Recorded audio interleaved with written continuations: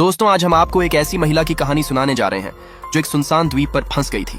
जब वो सुबह उठी तो उसने देखा कि उसके पैरों पर चींटियां चढ़ी हुई हैं और उसे काट रही हैं। वो चींटियों को हटाने की कोशिश करती है, लेकिन उसके पैरों पर कई जगहों पर चींटियों के काटने के निशान बन चुके थे। वो जानती थी कि चींटियों का काटना जानलेवा नहीं होता, लेकिन ये घाव बेहद परेशान करने वाले होते हैं। महिला इस स्थिति से निराश थी, लेकिन उसने खुद को हिम्मत दी। उसे पता था कि इस बंजर द्वीप पर जिंदा रहने के लिए उसे जल्द से जल्द खाना और पानी ढूंढना होगा। उसने पत्तों पर कुछ पानी की बूंदें देखीं और खुशी से उसे इकट्ठा करने लगी। लेकिन द्वीप की गर्मी और हालात के कारण वो ज्यादा देर तक चल नहीं पाई और थकान महसूस करने लगी। उसके पैरों पर चींटियों के काटने के घाव और भी ज्यादा तकलीफदेह हो गए थे, लेकिन उसने हिम्मत नहीं हारी। उसने अपने पति द्वारा दी गई शादी की अंगूठी को देखा और खुद को जिंदा रहने के लिए प्रेरित किया। भूख के मारे वो द्वीप पर खाने के लिए कुछ ढूंढने लगी।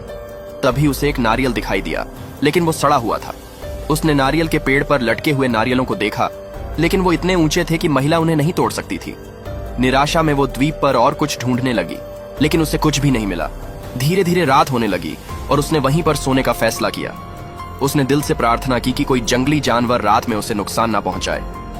अगली सुबह महिला की आंख खुली तो उसने देखा कि एक बड़ा जानवर उसके शरीर पर रेंग रहा है। डर के मारे वो हिल भी नहीं पाई, लेकिन किस्मत से जानवर ने उसे कोई नुकसान नहीं पहुंचाया।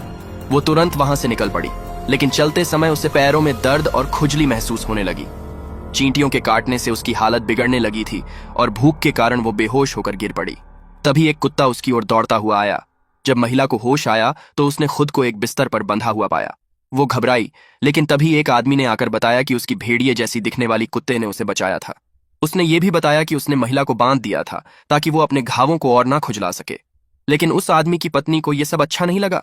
उसे लगा कि महिला की उपस्थिति से उसके पति का ध्यान भटक सकता है।